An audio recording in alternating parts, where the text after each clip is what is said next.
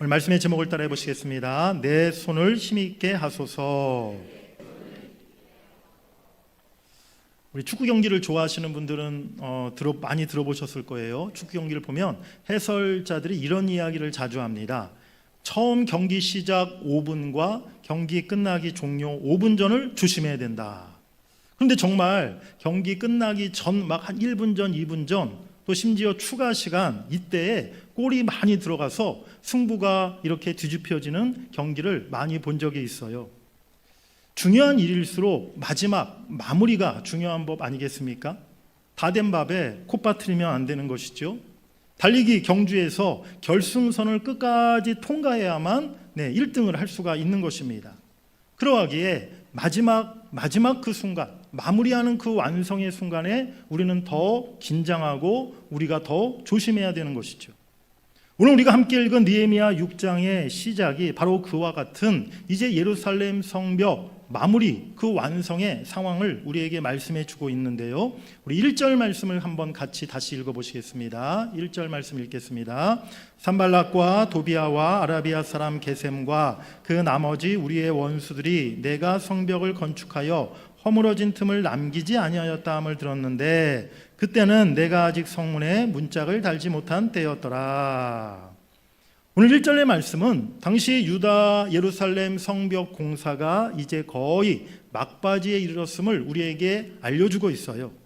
첫 번째는 성벽 건축이 거의 완벽하게 진행되어서 이제 빈틈이 보이지 않을 정도가 되었다라고 말하고 있습니다. 두 번째는 성벽 완공의 이제 마지막 피날레라 할 수 있는 문짝을 다는 일만 남았다. 이제 문짝만 달면 성벽 재건 공사가 마무리되는 것을 오늘 우리에게 말해주고 있다는 사실입니다. 안팎의 반대와 여러 장애물들이 있었지만 지도자인 느헤미야를 중심으로 백성들이 하나가 되어서 예루살렘 성벽 재건의 완성을 이제 눈앞에 두고 있었던 것이죠. 사정이 이렇게 돌아가다 보니 이제 성벽 공사를 방해했던 대적들 산발랏, 도비아, 게셈이 더 긴박해지게 되었습니다. 이제 다른 방법으로는 성벽 완성을 막을 길이 없음을 그들이 알고 이제 마지막으로 예루살렘 성벽 재건의 지도자였던 느헤미야를 죽이기로 그들이 마음먹고 악한 계략을 꾸미기 시작했다는 것입니다. 우리 첫 번째로 따라해 보시겠습니다. 반복적인 제한, 거듭되는 시험. 우리 2절 말씀을 읽겠습니다. 2절입니다. 시작. 산발락과 게셈이 내게 사람을 보내어 이르기를 오라 우리가 오노 평지 한 촌에서 서로 만나자 하니 실상은 나를 해하고자 함이었더라. 느헤미야의 대적들이 취한 방법이 무엇이었느냐? 느헤미야에게 평화, 회담을 갖자라는 제안을 했어요. 협상을 하자고 이제 느헤미야에게 사신을 보내었고 협상을 위해 오노 평지라는 곳에서 만나자라고 이렇게 요청해 왔던 것입니다. 그런데 이 오노 평지는 예루살렘에서 약 40km 북서쪽으로 떨어진 그러한 곳에 위치한 곳이었는데요.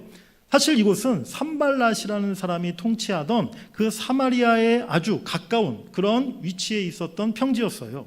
그래서 산발랏이 언제든지 이제 군사들을 동원해서 느헤미야가 그 오네 평지에 회담하러 나오게 되면 이제 군사들을 동원해 느헤미야를 붙잡고 죽이려고 그렇게 이제 그 전략을 꾸몄던 것이죠. 겉으로 표면적인 만남의 이유는 평화를 위해서 우리가 회담하자라는 것이었지만 그것은 사실 껍데기 명분이었고요. 진짜 이유는 느헤미야를 살해하여서 예루살렘 성벽 재건을 다 허사로 돌아가게 하기 위한 악한 계략을 그들이 꾸몄던 것입니다. 사랑하는 여러분들, 악한 사탄은요 늘 달콤한 말로 우리에게 평화를 주겠다, 안녕을 주겠다, 더 너희를 안전하게 해주겠다 이러한 말로 우리를 미혹한다는 사실입니다. 하지만 그 사탄의 달콤한 말 속에 우리의 영혼을 해치고자 하는 날카로운 칼이 숨어져 있다는 사실을 우리가 분명히 깨달아야 될 줄 믿습니다. 사탄이 주는 평화, 사탄이 주는 안녕, 사탄이 말하는 행복, 그것은 다 위장 전술이고요. 진짜 평화와 안녕이 아니라는 사실을 우리가 기억해야 될 줄 믿습니다. 오늘 4절 말씀해 보니까 산발렛이 똑같은 제안을 4번이나 반복했다라고 말씀하고 있어요. 회담을 거절했던 느헤미야에게 반복적인 제안, 반복적인 요청을 통해서 느헤미야가 압박감을 가지고 두려움을 갖게 만들었던 것이죠. 우리가 어떠한 제안을 받았는데 처음에 거절했어요. 그런데 그 사람이 똑같은 요청, 똑같은 제안을 2번, 3번 반복해서 계속 해오면, 똑같은 이야기를 듣게 되면 사실 우리의 마음이 좀 흔들릴 때가 있지 않습니까? 다이어트를 위해서 이제 내가 절대로 저녁 7시 이후에는 아무것도 먹지 않으리라, 야식 같은 거 이제 절대 먹지 않으리라 결심했어요. 그런데 갑자기 결심한 지 며칠도 안 돼가지고 가족들이 아빠 오늘만 우리 치킨 시켜 먹어요, 피자 시켜 먹어요. 하루만 먹고 내일부터 안 먹으면 되죠. 처음에는 안 된다 거절했지만 2번, 3번, 4번 졸라대면 그래 오늘만 먹어줄까? 가족들을 위해서 마음이 흔들리더라는 거예요. 공무원들이 예전에는 참 많은 어떤 청탁받고 뇌물받고 이런 일들이 우리나라 사회에 예전에 많지 않았습니까? 처음에는 딱 잘라 거절하죠. 내가 공무원인데 그러한 부정한 돈을 받을 수 없습니다.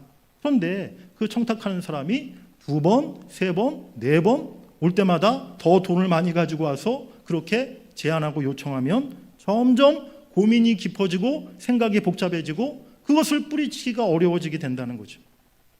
이처럼 사탄은 우리를 미혹할 때 끈질기게 미혹한다는 사실입니다. 한 번 우리가 거절했다고 포기하는 법이 없다는 거예요. 보디발의 아내가 요셉을 유혹했을 때 요셉이 그 유혹을 분명하고 단호하게 거절합니다. 그런데 그 이후에 보디발의 아내가 어떻게 합니까? 창세기 39장 10절 말씀해 보니까 여인이 날마다 요셉에게 청하였으니, 요셉이 한 번 거절했다고 해서 그 보디발의 아내가 그냥 단념하고 포기한 게 아니었다는 거예요. 오히려 하루도 빠짐없이 날마다 요셉에게 다시 또 유혹하고 요청했다는 것이죠. 한 번쯤은 괜찮지 않을까? 더 거절했다가는 나에게 이제 큰 해가 임하지 않을까? 의문과 두려운 마음이 들도록 2번, 3번, 4번 계속 요청하고 시험하는 것입니다. 오늘 느헤미야는 이 반복적인 적들의 제안에 어떻게 대응합니까? 우리 3절 말씀 한번 같이 읽어보시겠습니다. 3절 시작. 내가 곧 그들에게 사자들을 보내어 이르기를 내가 이제 큰 역사를 하니 내려가지 못하겠노라. 어찌하여 역사를 중지하게 하고 너희에게로 내려가겠느냐 하매. 나에게는 큰 역사가 있다. 너희들과 만나 회담하는 것보다 이 일이 나에게는 너무나 크고 중요한 일이기에 내가 이 역사를, 이 사명을 단 하루도 중단하고 너희에게 갈 수는 없다. 이렇게 오늘 느헤미야가 선포하고 있는 것입니다. 여기서 말하는 큰 역사, 말할 것도 없이 예루살렘 성벽 재건 사역을 말하는 것이죠. 느헤미야가 대적들의 거듭된 제안을 뿌리칠 수 있었던 것, 그가 우선순위를 분명히 세웠기 때문임을 우리가 깨달아야 될 줄 믿습니다. 느헤미야에게는요, 언제나 하나님의 말씀, 하나님의 주신 사명, 그것이 가장 먼저였어요. 그것이 가장 중요한 일이었어요. 그러하기에 대적들의 그 거듭된 제안을 그가 끝까지 물리칠 수가 있었던 것입니다. 우리의 마음은요, 늘 바다 물결처럼 흔들리고 변하는 것이 우리 인간들의 마음이에요. 또 우리가 처한 상황과 환경도 조속으로 늘 바뀌지 않습니까? 하지만 하나님의 말씀만은 영원하고 불변함을 여러분들이 믿으시길 바랍니다. 그렇기 때문에 우리가 인생 살아가는 동안에 우리가 어떤 선택과 판단을 내리는 그 기준이 우리의 마음이나 우리의 처한 상황과 환경이 되어서는 안 된다는 거예요. 왜 그렇습니까? 방금 말씀드린 것처럼 우리의 마음, 우리의 상황은요, 늘 수시로 달라지고 바뀌기 때문인 것이죠. 전에는 내가 같은 일에도 잘 견디고 이겨냈었는데 이번에는 왠지 모르게 내가 마음이 흔들리고 무너집니다. 왜 그렇습니까? 우리의 마음이 일정하지 않기 때문이라는 거예요. 그렇기 때문에 우리는 언제나 영원하신 하나님의 말씀을 기준으로 우리의 모든 가치와 선택과 우선순위를 세워나가야 될 줄 믿습니다. 그래서 어떤 일이든지 어떤 상황에서든지 그 말씀을 기준으로 선택하고 결정해야 한다는 것이죠. 반복해서 우리를 미혹하는 요청과 제안과 어떤 시험이 온다 할지라도 그 말씀의 기준이 절대로 변하지 말아야 될 줄 믿습니다. 보디발의 아내가 날마다 요셉을 미혹하고 청하였지만 요셉은요, 처음에 세웠던 그 기준과 원칙을 끝까지 굳게 붙들었어요. 우리 창세기 39장 9절 말씀 한번 같이 읽어보시겠습니다. 내가 어찌 이 큰 악을 행하여 하나님께 죄를 지으리까. 아멘. 오늘 본문 4절 말씀에도 그들이 4번이나 이같이 내게 사람을 보내되 나는 꼭같이 대답하였다라고 느헤미야가 말하고 있어요. 요셉도 그랬고 느헤미야도 그랬습니다. 계속되는 시험, 계속되는 제안, 계속되는 요청이 있었지만 처음에 세웠던 하나님의 말씀을 근거로 한 그 기준과 원칙이 똑같이 변하지 않았던 것이죠. 그때는 그때고 지금은 지금이지. 그게 아니라는 거예요. 그때는 순종했는데 왜 지금은 순종하지 못하는 것입니까? 그때는 내가 용서했는데 왜 지금은 용서할 수가 없는 것입니까? 그때는 사랑했는데 왜 지금은 사랑하지 못합니까? 기분과 감정과 상황에 따라서 변하는 그런 신앙이 아니라 언제나 말씀을 쫓아 변하지 않고 늘 일정한 신실한 그리스도인 되시는 여러분들 되시기를 간절히 바랍니다. 교회도 마찬가지입니다. 오늘날 교회를 향해서 세상에서 수많은 이야기들이 교회를 향해 이렇게 들려오고 있죠. 세상에서 그 어떤 이야기가 수십 번, 수백 번 들려온다 할지라도 교회는요, 언제나 오직 진리이신 하나님의 말씀을 따라서 흔들림 없이 나아가야 될 줄 믿습니다. 그럴 때 교회는 승리하며 하나님의 영광을 나타내는 그런 교회가 되는 것이죠. 진리이신 예수 그리스도 그 반석 위에 늘 견고하게 세워져가는 우리 동문교회 될 수 있기를 주의 이름으로 간절히 축복합니다. 우리 두 번째로 따라해 보시겠습니다. 가짜 뉴스. 느헤미야를 이렇게 평화회담을 명목으로 잡아서 죽이려고 했던 그 계획의 수포로 돌아가니까 이 산발랏 일당이요, 다시 두 번째로 더 강력한 공격을 시도합니다.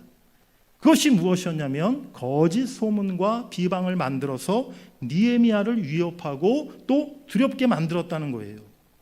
5절부터 7절 말씀에 보니까요, 산발랏 일당이 이제 오노 회담, 그 평화 회담을 느헤미야가 거부하니까 또다시 사신을 보내서 다섯 번째로 이렇게 사신을 보내서 편지를 느헤미야에게 직접 보냅니다. 그런데 그 편지를 받아 보았더니 편지의 그 봉투가 밀봉되어 있지 않고 오픈되어 있었던 거예요. 열려 있었던 거예요. 외교 문서에 해당하는 그런 문서였기 때문에 당연히 아무도 보지 못하도록 철저히 밀봉해서 도장을 꽝 찍어서 그렇게 봉투를 보냈어야 되는데 일부러 산발렛이 그렇게 하지 않고 봉투가 열려서 아무나 볼 수 있도록 그렇게 편지를 보냈던 것이죠. 편지가 전달되는 과정 속에서 그 누구라도 그 내용을 엿보고 그 말을 퍼뜨리도록 일부러 그렇게 만들었던 것입니다. 그런데 느헤미야가 그 편지를 이제 읽어보았더니 편지 안에 있는 내용이 다 거짓이었고 유언비어였다는 거예요. 어떤 내용이었느냐? 느헤미야가 예루살렘 성벽을 건축하는 이유는 페르시아 왕에게 반역하고 자신이 스스로 예루살렘의 왕이 되기 위한 목적이다. 그리고 지금 느헤미야가 많은 선지자들을 세워서 자신을 선전하게 하고 느헤미야가 유대의 왕이라고 선포하도록 시키고 있다. 그런 내용을 이 편지에 담아 보냈던 것이. 그러면서 산발랏이 느헤미야에게 다시 또 협상을 제안합니다. 이제 이 편지의 소문이 페르시아 왕의 귀에 들어가는 것 시간 문제이다. 그러니 자신들과 만나서 이 문제를 빨리 해결하는 게 좋겠다라고 그렇게 이야기를 해왔던 것입니다.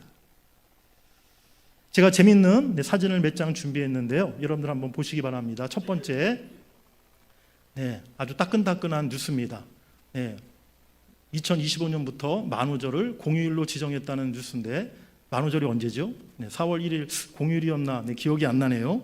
다음 화면, 바나나 맛 우유, 딸기 맛 우유는 있었는데 고추 맛 우유가 새로 나왔다고 합니다. 집에 가시다가 편의점에 들려보시기 바랍니다. 아주 매운맛 우유래요. 세 번째 뉴스인데요. 국민 가수 아유이 양과 국민 MC 유재석 씨가 이번에 대통령 후보로 나오기로 이렇게 발표했다는 거예요. 누가 봐도 거짓말이죠. 만우절에 이렇게 사람들이 만들어낸 그런 재미있는 뉴스를 제가 인터넷에서 찾아가지고 이렇게 사진을 여러분들에게 지금 보여드린 건데요. 만우절날 우리가 장난삼아 이렇게 농담과 유머로 이런 이야기들을 만들어내는 경우가 있죠. 그런데 지금 우리 대한민국 사회에 사실은 가짜 뉴스가 굉장히 사회적으로 심각한 지금 문제가 되어가고 있다는 거예요. 원래 사람들은요, 진짜 이야기보다 진리보다는요, 가짜 이야기를 더 좋아하고 더 재미있어하고 또 가짜 이야기는요, 더 소문이 빨리 퍼져나가요. 누가 참 잘했더라, 누가 참 좋은 일 했더라, 이런 소문은요, 잘 소문이 안 나더라고요. 그런데 누가 뭘 잘못했더라, 누가 뭐 실수했더라, 이런 소문은요, 하루만 지나면 그냥 교회 안에 다 퍼져요. 그런데 이 가짜 뉴스, 유머로, 장난으로, 농담으로가 아니라 지금은요, 사람을 해치는 아주 무서운 무기가 되었다는 사실입니다. 실제로 가짜 뉴스로 인해서 사람들이 만들어낸 댓글 이런 것들로 인해서 오해받고 상처받고 두려움에 빠져서 그것을 견디지 못해서 심지어 자살까지 하는 사람들이 지금 얼마나 많은지 몰라요. 특별히 유명인들, 연예인들, 그런 가짜 뉴스로 인해서 사람들의 그런 막 비방하는 그런 이야기들을 통해서 두려움에 빠져 내가 더 이상 살아갈 수 없다, 이런 마음 가지고 스스로 죽음을 선택하는 안타까운 일들이 벌어지고 있죠. 사람을 해치는 가짜 뉴스, 거짓의 영이 이 나라에서 이제는 떠나가야 될 줄 믿습니다. 오늘 적들의 거짓 뉴스, 비방 공격에 느헤미야가 어떻게 대처했습니까? 느헤미야는요, 아주 단순했어요. 그냥 자신의 진실을 말했던 것, 그것이 전부였다는 것입니다. 우리 본문 8절 말씀을 같이 한번 읽어보시겠습니다. 내가 사람을 보내어 그에게 이르기를 내가 말한 바 이런 일은 없는 일이요 내 마음에서 지어낸 것이라 하였나니. 아멘. 너희가 말한 일은 없는 일이다. 너희들이 마음대로 생각해서 지어낸 것일 뿐이다. 이것이 느헤미야의 대답 전부였다는 사실입니다. 느헤미야는요, 구구절절히 앞뒤 상황 설명하지 않았어요. 그것이 아니라는 증거를 만들어 제시하지도 않았어요. 그들을 찾아가서 따지거나 해명하지도 않았습니다. 그저 진실을 말한 것뿐이었어요. 나는 절대 그런 일을 행하지 않았다.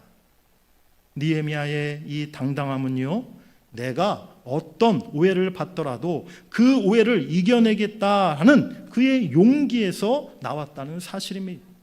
느헤미야의 용기는요, 모든 진실을 아시는 하나님에 대한 신뢰에서 비롯된 것임을 우리가 깨달아야 될 줄 믿습니다.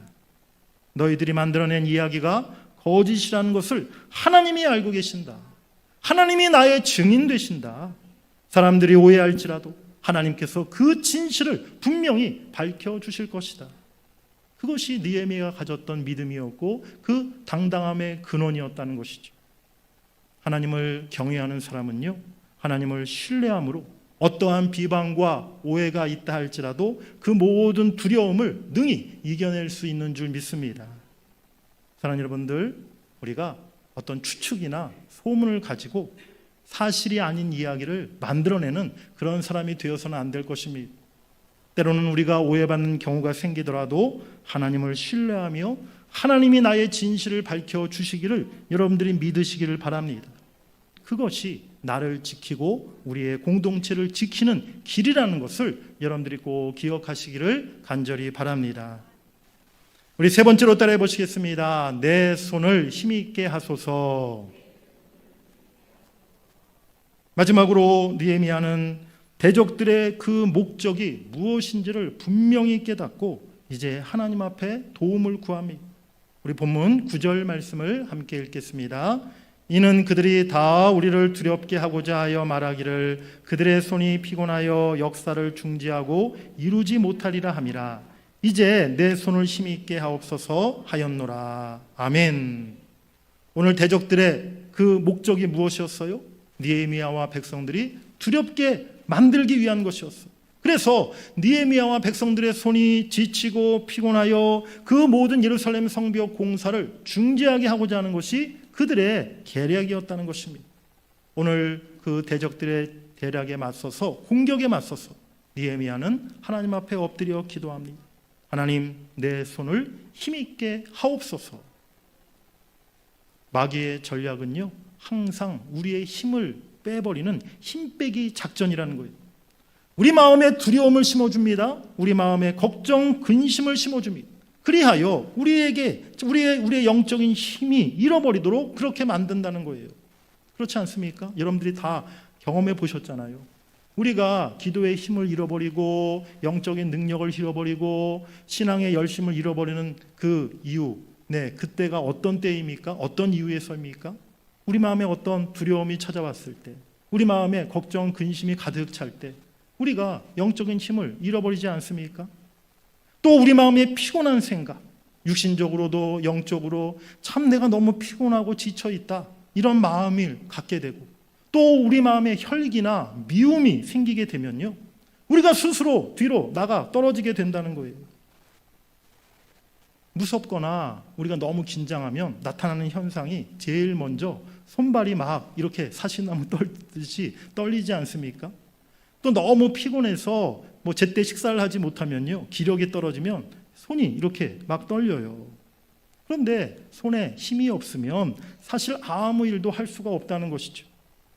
영적으로도 마찬가지입니다.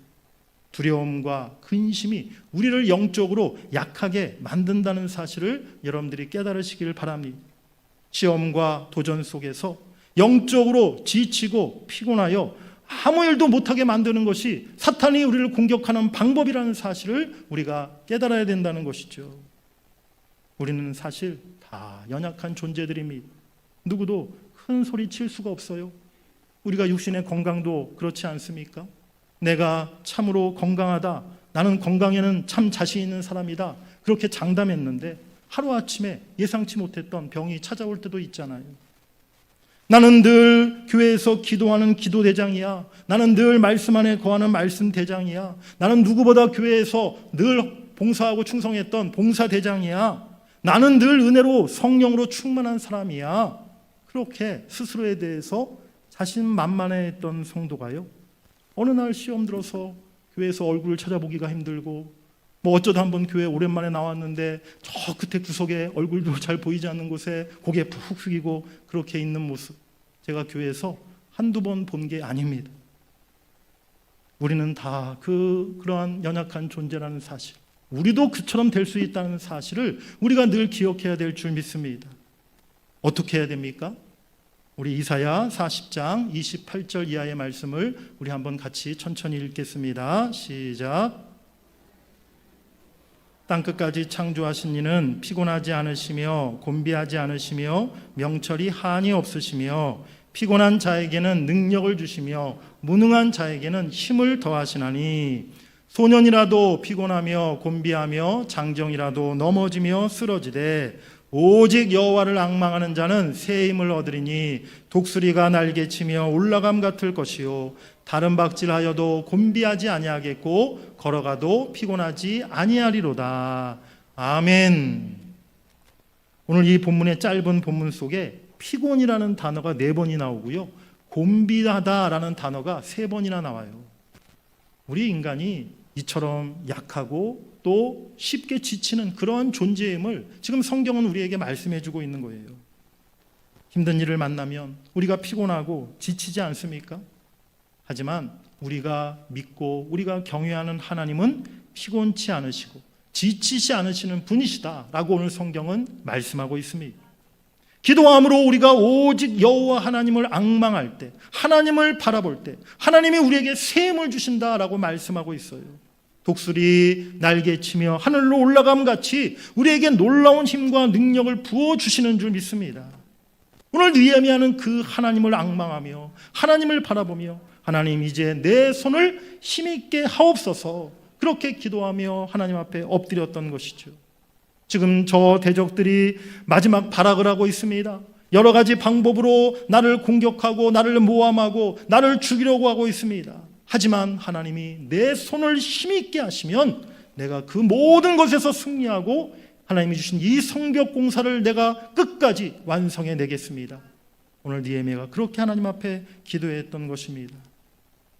마지막 위기의 순간, 마지막 성벽 완성의 순간, 느헤미야가 또다시 선택했던 것은 하나님 앞에 엎드리는 일, 기도였음을 우리가 깨달아야 될 줄 믿습니다. 우리는 늘 하나님 앞에 그렇게 고백해야 돼요. 하나님, 나는 참 작은 존재이고 나는 참 연약한 존재입니다. 내가 얼마든지 넘어지고 쓰러질 수 있는 사람이고 나는 상한 갈대같이 늘 흔들릴 수밖에 없는 존재입니다. 하지만 하나님이 이 작은 나에게, 이 연약한 나에게 힘을 주시면 내가 이길 수 있습니다. 내가 사명을 완성할 수 있습니다.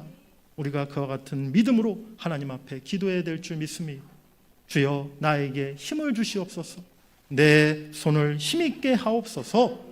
그 기도 가운데 하나님의 놀라운 능력을 우리가 경험하게 될 줄 믿습니다. 사랑하는 여러분들, 우리는요, 무슨 헐리우드 영화에 나오는 그러한 슈퍼맨, 그러한 아이언맨, 옛날 제가 어렸을 때 초등학교 때 많이 봤던 마징가 제트, 무쇠팔, 무쇠다리, 그런 마징가 제트가 우리는 아니라는 거예요. 육신의 몸도 당연히 슈퍼맨, 마징가 제트가 아닐 뿐더러 우리가 영적으로도요, 우리는 슈퍼맨이 아니에요. 우리는 마징가 제트가 아니에요. 반복되는 시험과 도전 앞에 언제나 우리는 흔들리고 넘어지기 쉬운 연약한 존재라는 사실입니다. 나를 향한 비난의 말, 또 사람들의 오해로 인해서 우리의 마음이 무너지기도 해요. 때로는 지쳐 피곤해서 다 내려놓고 주저앉고 싶은 그런 마음이 들기도 합니다. 그때 우리는 오늘 느헤미야처럼 기도해야 될 줄 믿습니다. 주님, 내 손을 힘있게 하옵소서. 주여, 내 손을 강하게 해 주시옵소서. 하나님의 손이 내 손을 붙들어 주시고 하나님의 손이 나를 일으켜 세워주시고 하나님의 손이 나를 안수하심으로 나를 강하게 하시면 내가 모든 시험과 도전을 능히 이겨낼 줄 믿습니다. 다시 힘을 내서 내게 주신 사명 감당할 줄 믿습니다. 그렇게 믿음으로 선포하며 나아가시는 여러분들이 되시기를 간절히 바랍니다. 오늘 이 시간 하나님의 손이 여러분들의 손을 붙들어 주시고 하나님의 능력이 여러분들에게 다시 임할 수 있기를 주의 이름으로 간절히 축복합니다. 우리 마지막으로 시편 136편 12절 말씀 읽고 설교를 마치겠습니다. 함께 읽겠습니다. 강한 손과 펴신 팔로 인도하여 내신 이에게 감사하라. 그 인자하심이 영원함이로다. 아멘. 우리 그 하나님 앞에 감사와 영광의 박수 올려드리겠습니다. 할렐루야. 감사합니다, 하나님.